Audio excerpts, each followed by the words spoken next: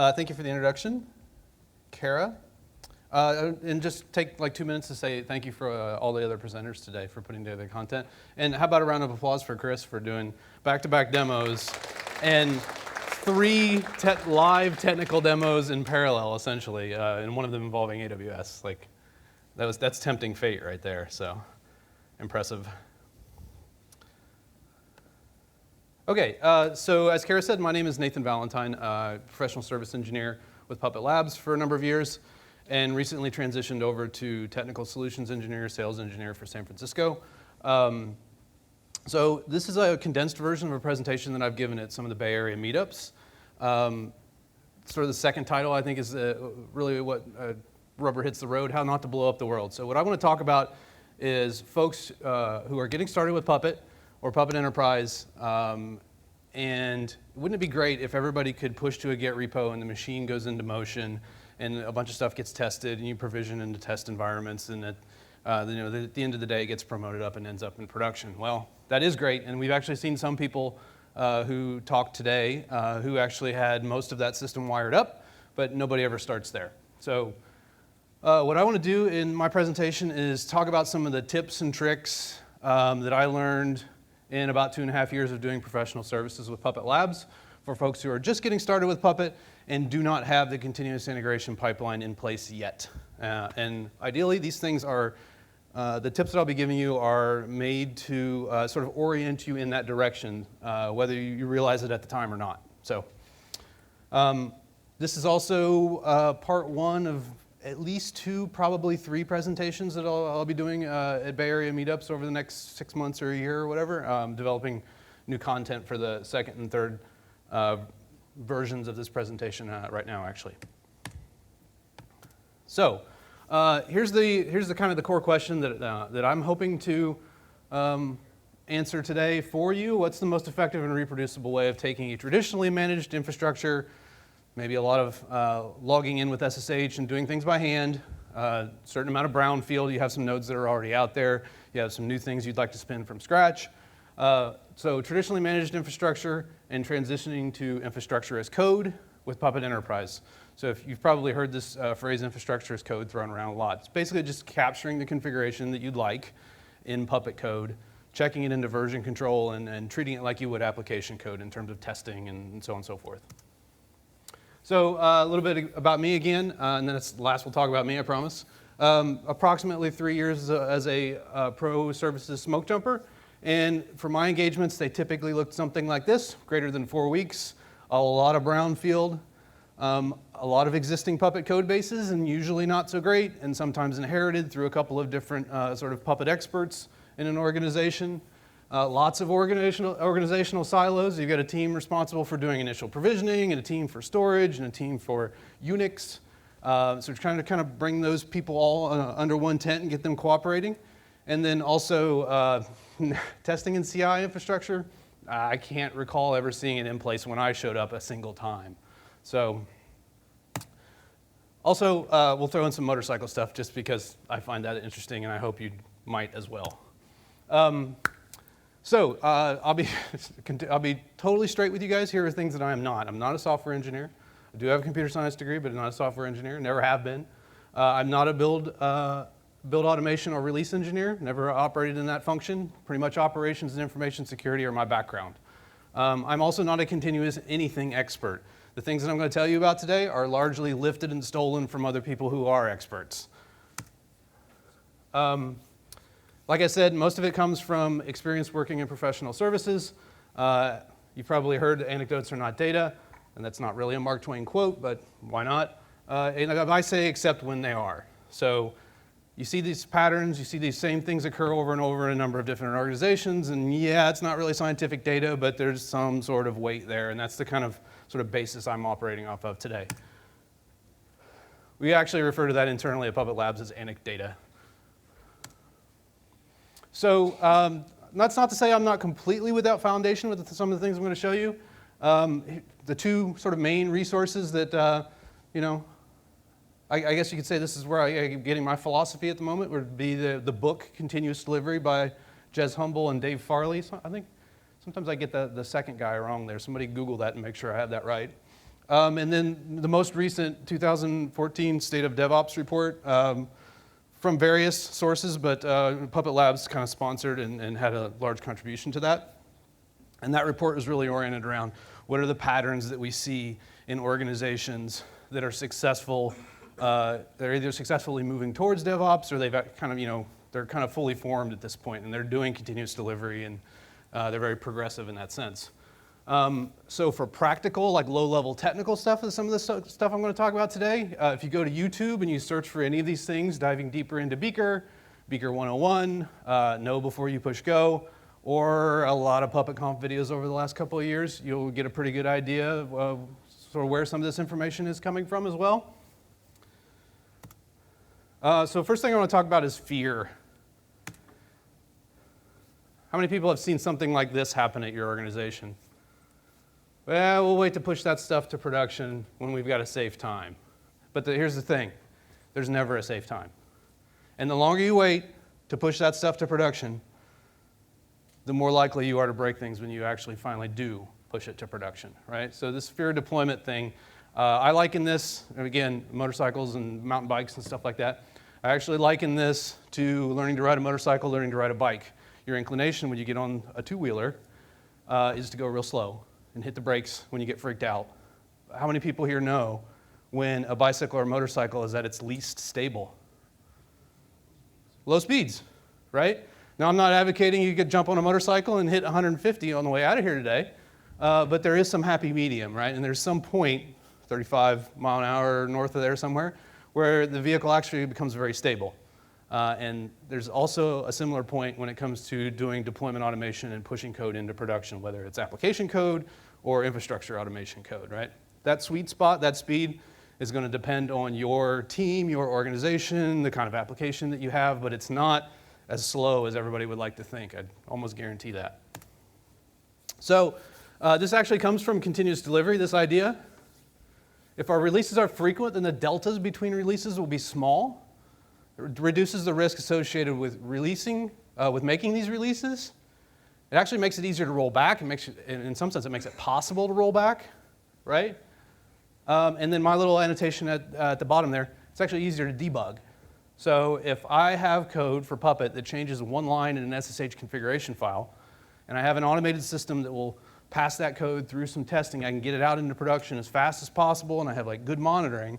If I do break something, I have a pretty good idea what chunk of code broke that something, right? It's the thing I pushed most recently, and it was really small, and I didn't change a bunch of crap in SSH, and in Monet, and in Apache, and so on and so forth at the same time. Right? So it's almost not really atomic, but it's certainly like much smaller and easier to track down. And then the kind of idea that's complementary to the small deltas idea, if you've just broken a feature, I want to know it as soon as possible and certainly before it enters production. That's also sometimes referred to as fast feedback. So I push the code for SSH. Ideally, that testing pipeline should be in minutes, seconds, hopefully not more than a couple of hours, to get it out there so that I don't go home, go on vacation, come back 3 days later, and find out that something's broken, and I don't even remember pushing the code, right? I don't know about you guys, but you get kind of that hyper-focus, and I don't even remember what I did 2 hours ago a lot of times, right? So hopefully you'd have some systems for auditing that, but a lot of folks don't. Sort of complementary to that is just getting it out there into production as fast as you can, safely. So how do you reduce this fear deployment and sort of take advantage of those two ideas? My personal opinion is through testing, and specifically through automated testing. So I'm going to sort of walk you through a couple of tips and tricks for doing some automated testing, again, in the context of your organization not having a continuous integration infrastructure or maybe even expertise in that area. So this is somebody on a motocross track on a little dirt bike, so this is kind of the beginner level stuff, right? And the things I'm about to tell you I would consider sort of appropriate for somebody who's been through the Puppet Enterprise fundamentals class and probably maybe even the practitioner's course. Some experience with the Puppet DSL, certainly an understanding of version control, understanding of the Forge modules and when it's a good idea to use them and when it's a good idea to extend them, right? So like, actually, honestly, like coming out of this Puppet camp with maybe a little bit of self-study, like you're kind of approaching some of this. It helps if you're familiar with the roles and profiles pattern, and then this idea of compositing Puppet environments from R10K, right? Pulling in modules from the Forge, pulling in your own modules, and then injecting HIRA data and having that be the concept of your Puppet environment. So all these things are kind of necessary at this point, but they don't really address directly the sphere deployment. We'll get there.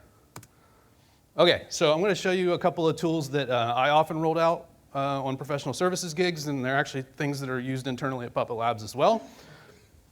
I think probably everybody here, if they weren't familiar with Vagrant before today, they probably have some idea what it does. But we have a plugin for Vagrant called Oscar that we use quite heavily internally.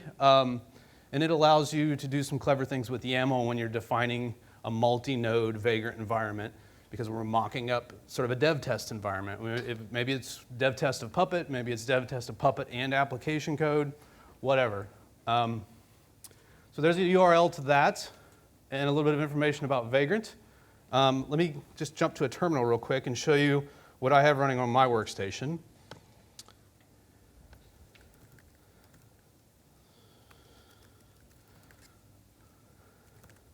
Okay, so I'm now at a terminal on my MacBook Pro here, and I'm in a Git repository. So there are links in the slides where you can actually go up to GitHub and you can get at this stuff after the presentation if you'd like to play around with it a little bit. And just for some context, a little bit of information about the nodes that are in this Vagrant environment. So I have a Puppet master, and I have a couple of CentOS nodes, a couple of Debian nodes, and a couple of Ubuntu nodes. Now I could do things like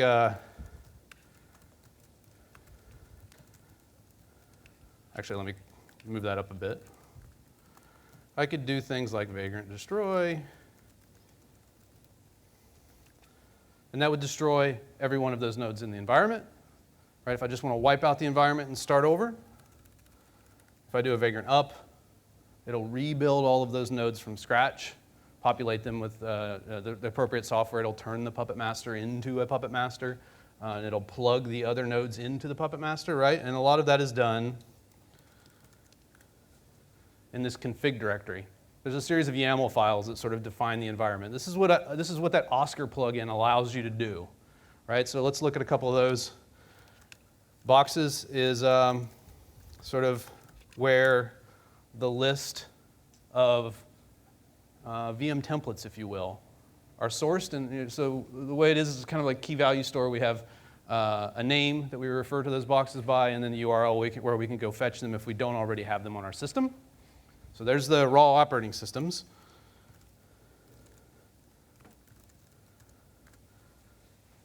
And then here are the definitions for the actual nodes that we'll be spinning up. You can see there's a master and an Ubuntu node. There's a little bit of information about which box they should map to, which template they should map to, and then their role within this environment. And these aren't really Puppet roles from roles and profiles, but it's kind of a similar concept. If we actually look at configure roles, there we actually will see how the roles are defined. And there's a bunch of garbage in there that's sort of vagrant-y. Don't worry about it too much. Like I said, all of this stuff is in the repository. The link is in the presentation, and it's a GitHub repository on the back end, so you can go look at all this stuff later, right?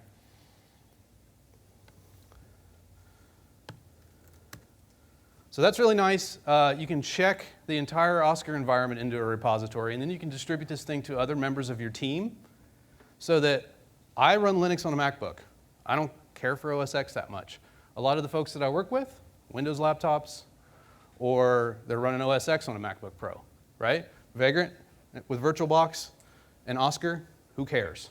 Vagrant up spins up the dev test environment that happens to be running a bunch of Linux nodes. You can use whatever editors and tools and associated stuff you want on your operating system. That's self-contained development environment. People usually start, or at least the people I worked with, they would start with this kind of setup for their Puppet development, maybe have an instance of each server role that they really cared about, And maybe they would spin, they had like this roles.yaml would be really big, and they would only spin up the ones they cared about right now. You know, I don't care about Kafka. I'm not automating Kafka right now, but I am automating some Apache stuff. So just spin that one up, and it's easy to create and destroy and roll back and snapshot and all that kind of stuff.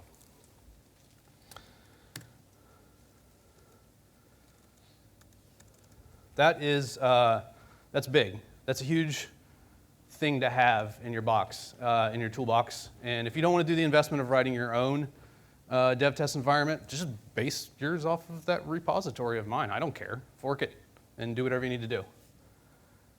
So now that we have a dev test environment with a functioning Puppet master and a series of nodes that represent the platforms that we're going to manage, I want to talk about this thing. I almost hesitate to give it a name. It's really simple, but this thing that I call deploy to NoOp.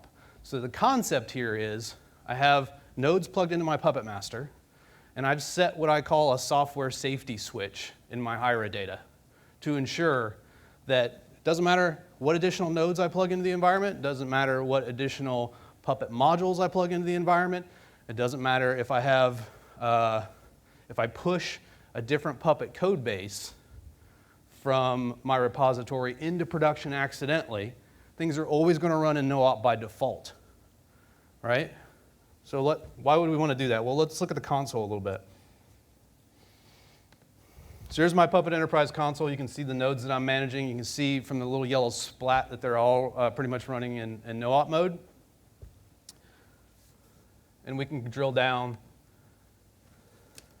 once we log in. And we can see that for the last run for that particular node, somebody pushed some code that might have changed, well, that not might have changed, that would have changed the state of NTP on my system, right? But it didn't actually happen because it was enforced NoOp, so not enforced, right?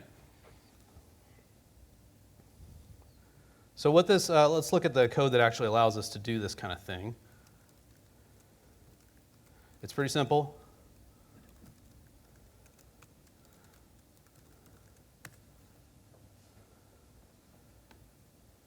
This is a simplified, actually no, that's the whole thing.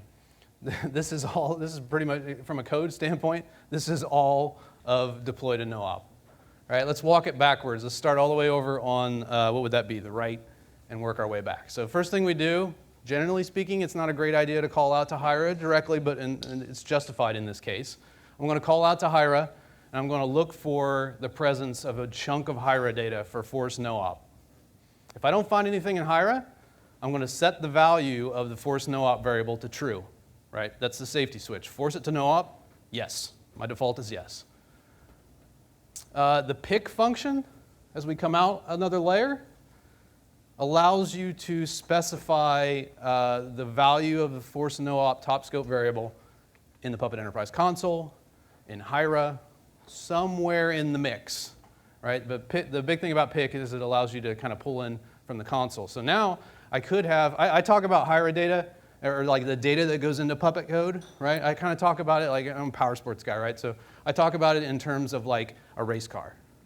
Like the code, the data that gets injected into your Puppet code that's coming from the params pattern, if people are familiar with that, or just basically if a chunk of data is set in your Puppet code. That's like the stuff that you would crack the hood on the race car and get in and adjust. You're not going to adjust it often, and honestly, if you're cracking the hood on the race car, you better know what you're doing, right? So maybe somebody who's answering a lot of support tickets doesn't know a lot about Puppet. They're not a mechanic. They're not going to stick their head under the hood, and they're not going to change things there. They may want to have a little bit easier access to this, to that particular piece of data, and it's probably not something that's like super, super critical that they're going to make an adjustment to, right? Like engine timing or something like that. And then coming out the next layer, there's some data that you would like to be able to change somewhat frequently, like from an operational perspective, you want it to be somewhat within reach.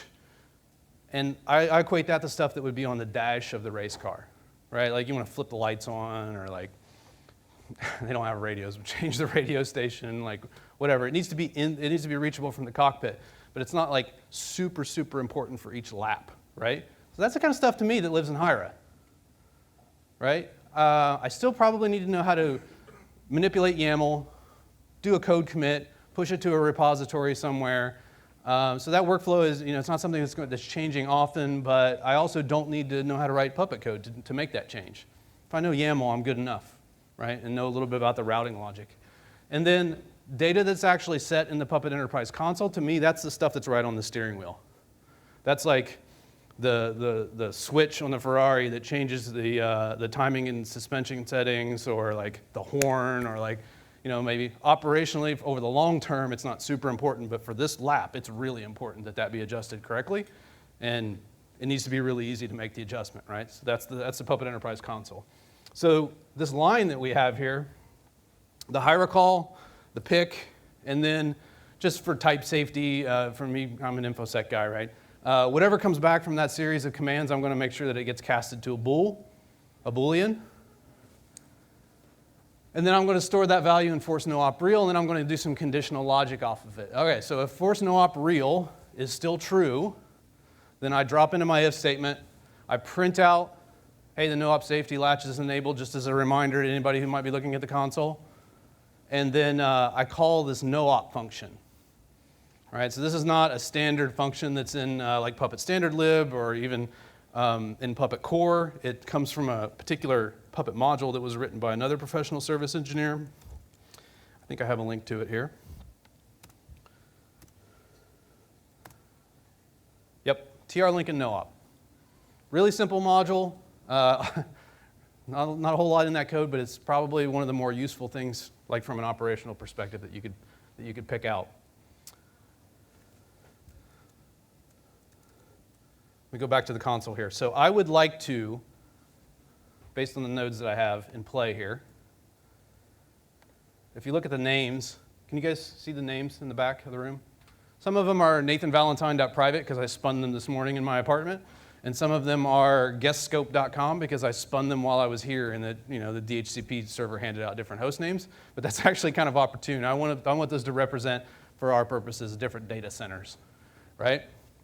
So I went, while I was sitting back there listening to Chris's stuff, I went into the classification engine in Puppet Enterprise, and I created a couple of groups, guestscope.com nodes and nathanvalentine.private nodes. And we'll say one of those is production and one of those is QA test, right?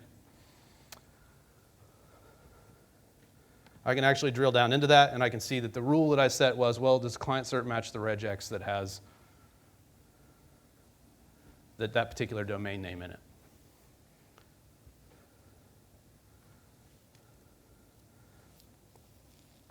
Okay, so let's take the nathanvalentine.private ones first, and what we're going to do is go into the console, and we're going to disable the NoOp safety latch. So if they didn't get the NTP stuff the last time, they'll get it now. They'll get it the next time Puppet runs, right? It's real simple.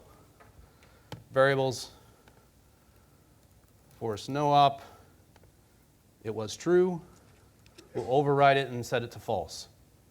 So whatever's in Hira at this point, for the nodes that match this group, doesn't matter, because that pick function call is going to pick this value over everything that's in Hira and everything that's in the Puppet code, right? If we go to these nodes, we should see that that node is classified as a nathanvalentine.private node, and it also has force NoOp false specified. I don't like to wait around, so I'm going to log into my master.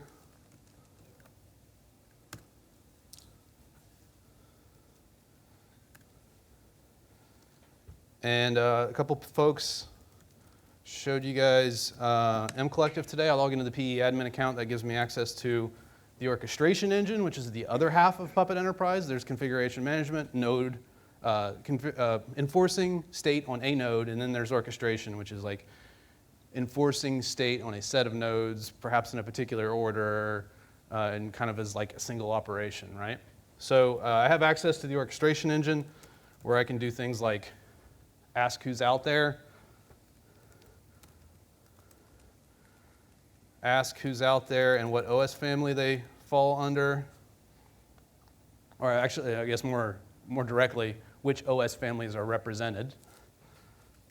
How about operating system? So 2 CentOS, 2 Debian, 3 Ubuntu nodes. And you guys saw earlier, you can do Puppet status. And it may scroll off the top here a little bit, but I can see like when most of my nodes last ran Puppet.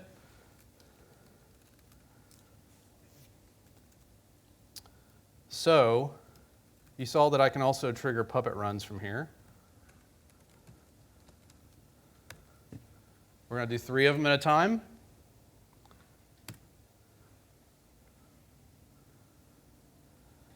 Now remember, I just told mcollective to go out to every node in my infrastructure and run Puppet, right? So what's going to be enforcement state of my NTP stuff? Everybody going to get NTP now? NTP configurations? No, just the folks that were in that classification rule for nathanvalentine.private, right? So we'll see that they all kick off their Puppet runs. But then if we go back to the console,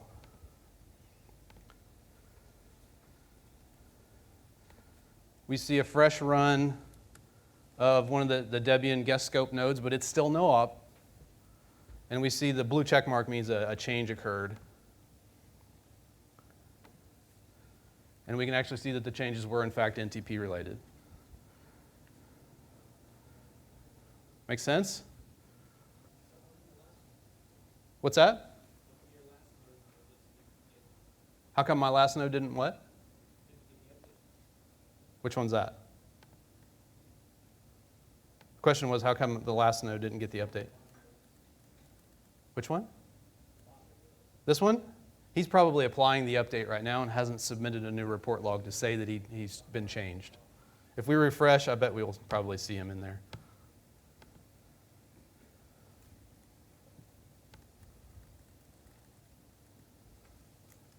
It's also possible that run. There's a little bit of skew when you send a message out to run Puppet.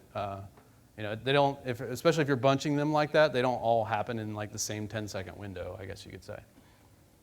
So then if I wanted to take those nathanvalentine.nodes out of active enforcement, I just go back into the classification engine, I peel out that force NoOp false, right? Or I could, maybe if those are canary hosts, and now seeing that those successfully applied my NTP changes, I just want to do it across my entire infrastructure.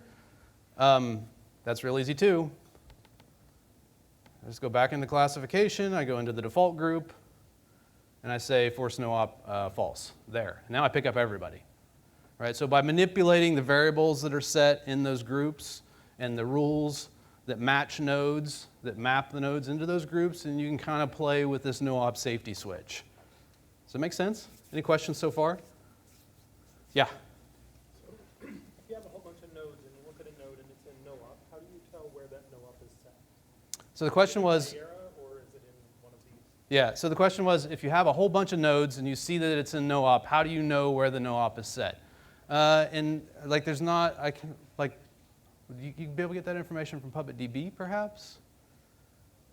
So from a technology standpoint, I don't have a great answer for you. It's more of a process thing, right? Like we know that we are using deploy to NoOp in our environments, and we know by convention of the team that the safety switch lives in site.pp, in the control repo, in that conditional logic, right?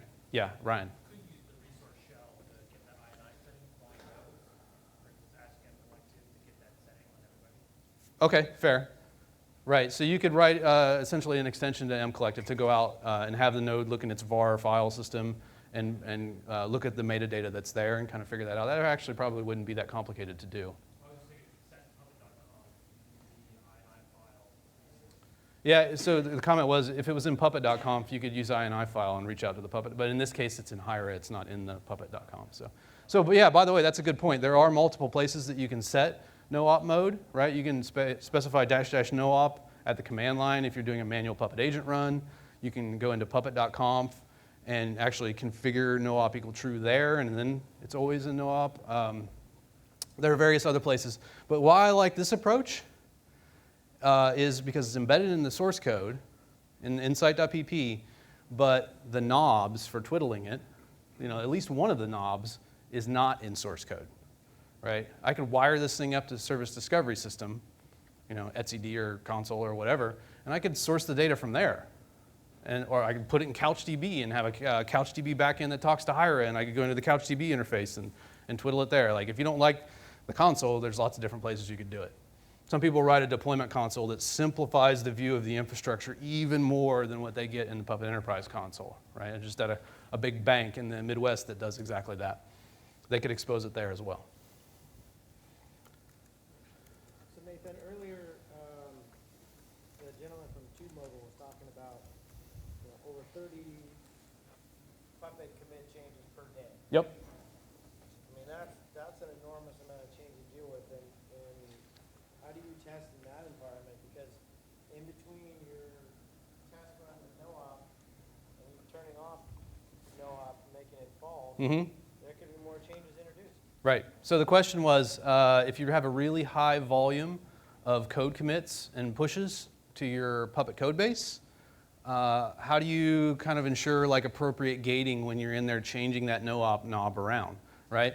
And my answer to that is you got to consider the situation that we're in, right? If you've got a really high volume of code commits to your Puppet or your infrastructure management code base, you should be spending some time wiring that up to a CI pipeline, right? But our assumption here is we don't have a CI pipeline. If we don't have a CI pipeline, we're just getting started with Puppet, we also probably don't have a lot of code commits to the Puppet code base yet, right? I'm nudging people in the right direction, but it's like martial arts. You got to start, right? Okay, so really, where things really hit the road is with that NoOp function from the TR-Lincoln NoOp module. The usual limitations of NoOp mode in Puppet apply. You can't go check the status of the service if you don't have a service script, and you don't get a service script if you don't have the MySQL package installed. So NoOp mode is good, but it's not perfect. The other thing to know about this approach, if you have a lot of nodes checked into your Puppet master, you have a lot of NoOp runs, you're going to have a lot of really large report logs, so therefore PuppetDB is going to chew up a fair amount of storage. So if I had a customer that had 8,000 nodes hanging off of a Puppet master, I think that's about right. It was 6,000 to 8,000 nodes, and they started totally brownfield. They had AIX, they had hockey pucks, they had 4 different versions of Red Hat Linux, and we had roles and profiles that were like pushing out there. And I can guarantee you that when I wrote the code for managing NTP and their base profile, I didn't expose in my head all of the corner cases for how that might affect AIX. I'm never in my career have I even logged into an AIX box, right? But the AIX nodes were NoOp safety switched. The Red Hat 4, 5, and 6 nodes were not.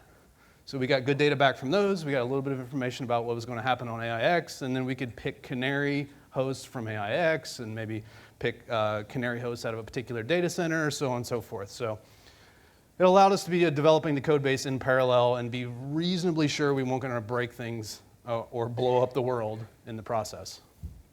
But do keep in mind the PuppetDB storage requirements, because their PuppetDB database at one time was approaching a terabyte.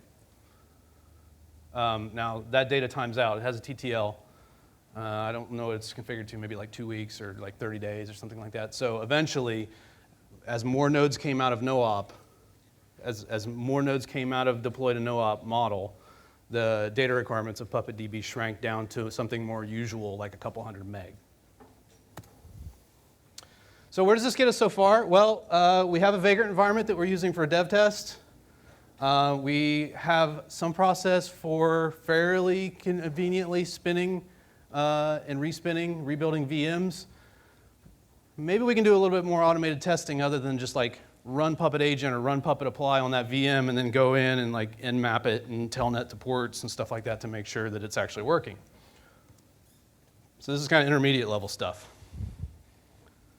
I'd say that what he's doing is probably not intermediate level stuff, but it's a cool picture regardless. So we kind of, in the last year or so, we've kind of really made a more concerted effort to invest in testing tools for testing your Puppet code. And there's that name again, Gareth. Gareth Rushgrove came up with this GitHub repository. You can find it at Gareth Puppet Module Skeleton that improved the scaffolding that's generated when you do a Puppet module generate when you're creating a new module, right?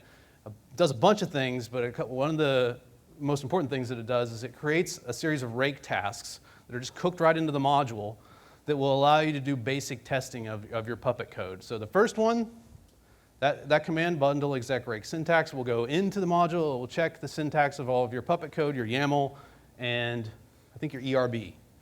And if there's any syntax checks, it'll throw an error, right? So before you even add, commit, and push this code to a repository, you can run that and know that even if semantically the code's not right, syntactically it's right, right? Puppet lint is exposed with Puppet or bundle exec rake lint, so that runs it through the style checker. Bundle exec rake spec will take your Puppet code, compile a catalog, and then you can write RSpec code to check the contents of that catalog. So the catalog that I compile, because I'm managing NTP, better have an NTP package in it for each of the platforms that I'm planning on supporting, right? But I'm only looking at the catalog. I'm not looking at like what happens when I actually enforce this on a system, because that's like, it's an optimization. It makes it quicker. I'll show you in a second.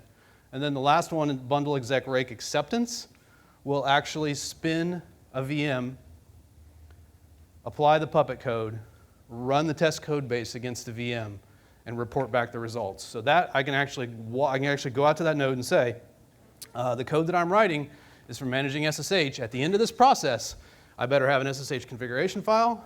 If I've set this parameter in my Puppet code, it better show up here in the SSH configuration file. And at the end of this, I better have something listening on port 22. And you can even get like really fancy and say that thing that's listening at port 22 better be talking the SSH protocol. Does that make sense? It's like more like functional testing in some sense. So if you're interested in kind of playing around with that kind of stuff, I have a module in the Forge in RVL 0 postfix. Again, the slides are available, so afterwards, don't worry too much about writing this stuff down.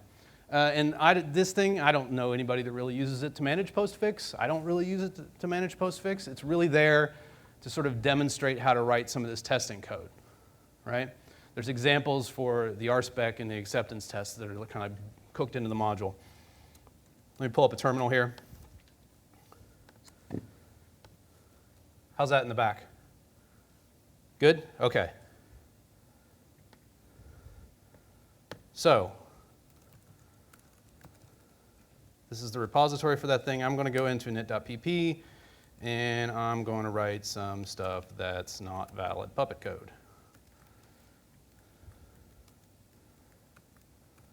It's sometimes hard to actually write stuff that's not valid Puppet code. That doesn't make any sense at all, so I'm hoping that the syntax checker will barf on that, right? Bundle exec rake syntax. Good, it did. That's much better than writing, like doing a find and running Puppet parser validate across all of your .pp files and so on and so forth. Let me remove that code and show you something else. Okay, it's clean. In that case, the rake task went out and it checked all the Puppet code syntax, it checked all of the ERB templates, and it checked all of the higher data that might be embedded in the module. So you get more than just Puppet code. That's kind of nice. Similarly, how about a style check? Comes back clean. Let's make it fail. Or let's make it complain anyway. Maybe Puppet lint doesn't like one-liners. Just doesn't. I don't agree with that, but it doesn't. So I think that should generate a warning at least. Yeah. Okay, don't do that. So, before you, like I said, even before you add and commit and push this to a repository, we're getting some quality checks. They're manually run, but we are getting some quality checks. Strip that out. Okay, so if we go into the spec directory, and we go into classes, there's a bit of a convention. There's some scaffolding going on here. I won't get into it right now. It's all in the documentation. But here's my test code for testing my postfix module on the two platforms that I support. All right, I'm going to do some things on Debian and Red Hat OS family. So by doing OS family instead of operating system, I pick up Debian, Ubuntu, Red Hat, CentOS, Scientific Linux, Oracle, whatever. I won't get into RSpec syntax right now. It's fairly human readable until it's not.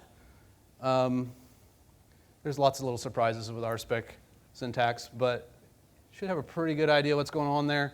If I don't provide any parameters in my postfix class, well, what should have a class for the params class, for the install, the service, so on and so forth. Down here, if I set relay host, then if I set relay host to this value, then this value better show up in the configuration file. Make sense? Again, don't waste too much time trying to write this stuff down because it's all available in that repository. Just so you get the basic idea. So again, I'm compiling a catalog. I'm testing the contents of the catalog. What if I didn't have a postfix package in my repository? Would this tell me? It wouldn't, because we're testing against the catalog because that's an optimization. This is really fast. I don't have to wait for a yum update or anything like that. Here, I'll show you what it looks like.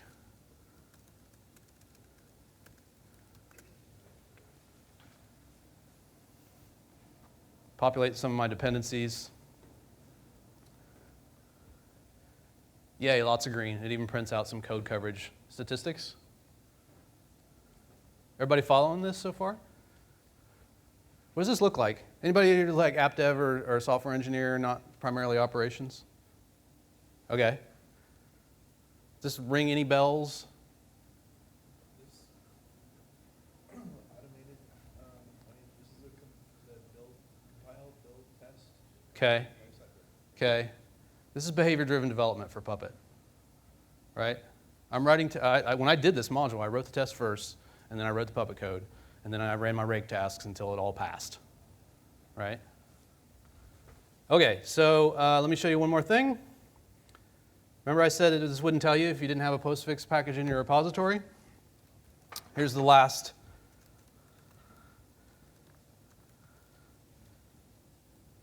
Of our tests.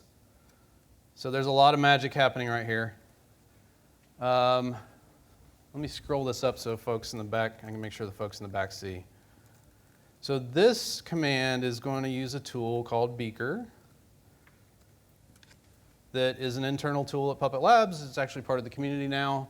This is what our quality engineering folks use. This is what our module team uses to test the functionality of the supported modules and to some extent the approved modules, and our community members use this to test their own modules if they're like of that bent. So the first thing I'm doing there is I'm saying Beaker set file. This is kind of an input to Beaker. Go into the spec directory, the acceptance directory, the node sets directory, and there's an Ubuntu server YAML file that defines a system under test for Ubuntu 14.04. Now that you know where to go get that input, run bundle exec rake acceptance. This is going to spin a VM. In this case, it's going to spin a VM in VirtualBox. Beaker doesn't really care. It'll talk to VirtualBox, it'll talk to VMware, it'll talk to vCenter, vSphere, it'll talk to AWS, it'll talk to Docker. It'll provision and spin nodes into any of those environments, doesn't really care. This is actually a little bit of a manufactured example because if I were doing this on my workstation, I primarily run Linux, but I'm in OS X here, I would not be spinning a VM. I would be spinning a Docker container because I can spin a Docker container about 10 times faster than I can spin a VM. Right? So this process doesn't become quite so expensive. And I didn't take the time to understand boot to Docker or whatever silliness you have to do on. Okay, so that's an Ubuntu test. I also have a system under test profile for Debian 7. I can run them in parallel. So I'm spinning a VM for each of these things, and then I'm going to run Puppet on them, and then I've got a code base that I'll show you in a second that actually is testing against the output of that. Questions? Anybody see where this is heading? How many people are like passingly familiar with Jenkins? Right? This is baked into the repository. TeamCity, Jenkins, whatever. I've got some code that I've been working on that's not ready for public consumption yet, but it defines a testing pipeline for Puppet modules where it runs each of those 4 commands, and if all 4 of them pass all the way through the end, then it flags the repository and says this code, this commit in this repository is ready for promotion. And then you tie that commit ID into R10K and blow it out to your Puppet master, and it's ready for additional testing, right? So while those things are spinning, let's go and look at the acceptance test code. Spec, acceptance. Red Hat and Debian again. Apply the manifest. Does anybody know, why do we apply the manifest twice as a test? That concept of idempotency, you want to make sure that your Puppet code converges the desired state completely the first time it runs. We don't want to like do that thing that people often do where you run Puppet like 3 or 4 times until you stop getting any output, right? That test will tell us. If the second one catches any changes, then it's going to throw an error and say that code might semantically work out, but we don't like the way it accomplishes what it's accomplishing, right?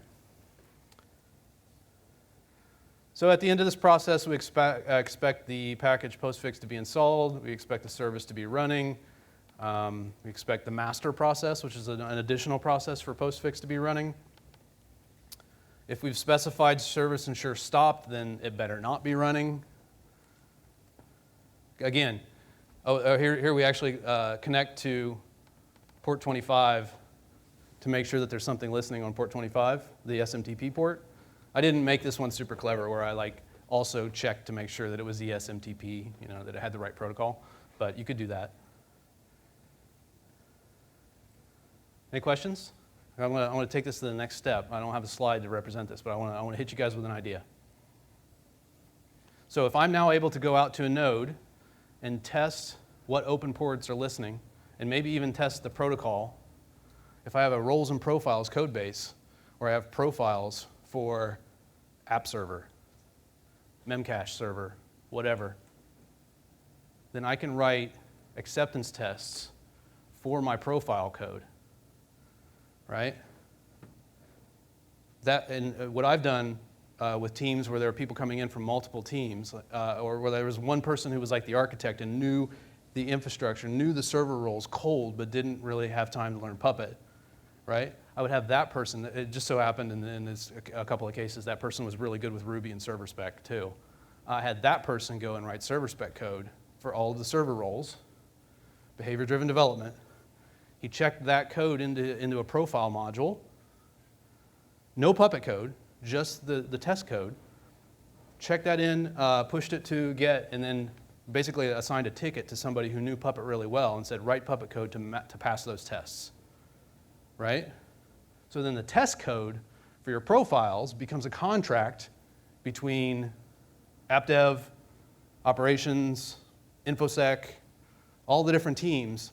If InfoSec comes and says the systems are not properly configured because they have sendmail installed, right? And it's a set effective UID binary, and we don't like that. Well, okay, InfoSec team, is that in your profile code base for tests? If it's not, that's not part of the contract. If you want that in there, negotiate it with the other teams, put it in the code base, and we'll start checking for it. Fair? That's super effective. No ambiguity when it comes to a particular profile. We know exactly what it is. It's great. It works really well.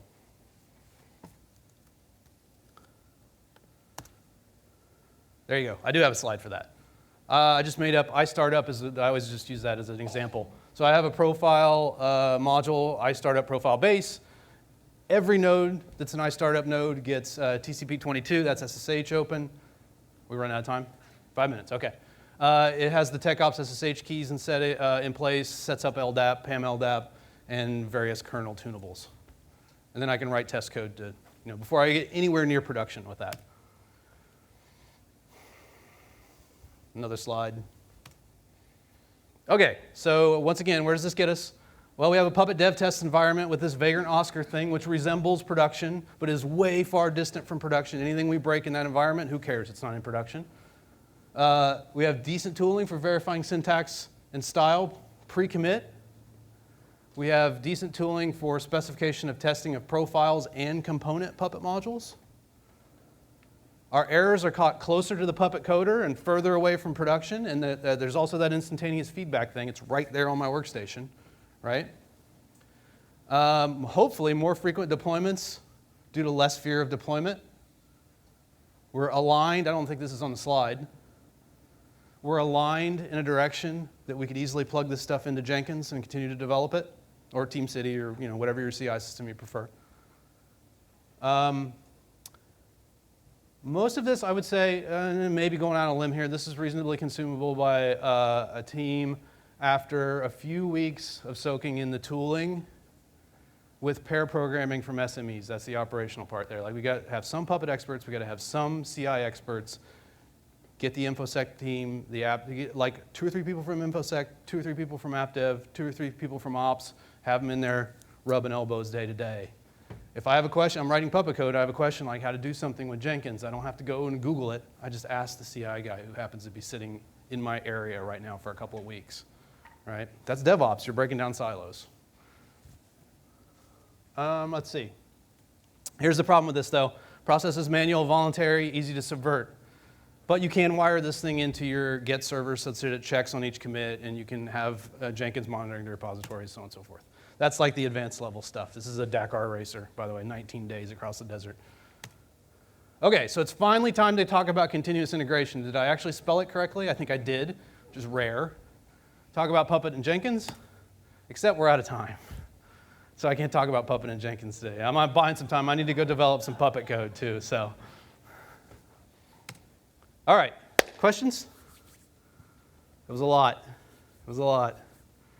Again, remember the slides are available. All the repositories, all the assets, everything that I talked about, it's all linked from the slides. So a little bit of homework and some Git clones, and we should be good to go. All right, thanks for listening.